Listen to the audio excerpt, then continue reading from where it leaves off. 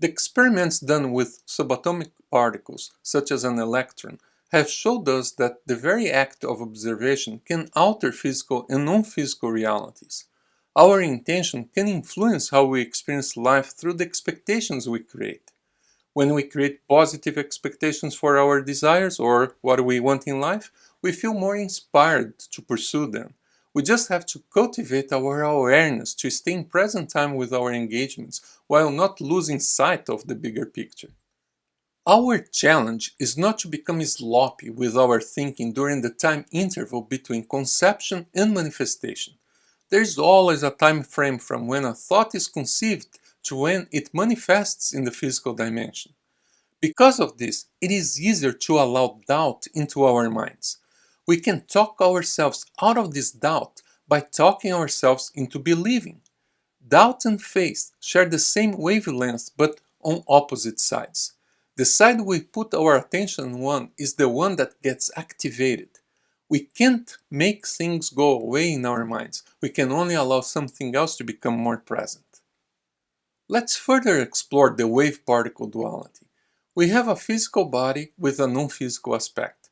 We are a bioenergetic structure with a particle and a wave aspect, or wavicles. We are also conscious of ourselves and our environments, and can learn from the choices we make, making us a unique species. I love this quote by physicist Max Planck with his perspective on the wave-particle duality. When we change the way we look at things, the things we look at change. When we change the way we look at things, the things we look at change. I think this quote is beautiful and highly transformational. For example, do you see the glass half full or half empty? Either way, our intention and attention will influence the way we respond to what we are seeing. We can create a half full experience which has more abundance in it, or a half empty one which has more scarcity in it. It is our choice, depending on how we look at it. This is so powerful as it shows how we can attach a meaning or interpretation to each and every experience we have in life according to how we choose to see it. By assigning meaning to our experiences, we create a way to help us explain why things happen, so we can make sense of our behaviors and events and justify our thoughts and actions. On the other hand, it can also hold us back if we attach ourselves to interpretations that limit our growth and create a self-image or identity based on the interpretations we have about ourselves. Our brain physiology plays a huge role in this process as it creates neural associations to every meaning or interpretation that we give to our experiences. It creates neural pathways which translate into thought patterns that influence the way we feel and act or react. We may assign meaning to a number, an animal, or an object that represents bad or good luck and change our behavior accordingly.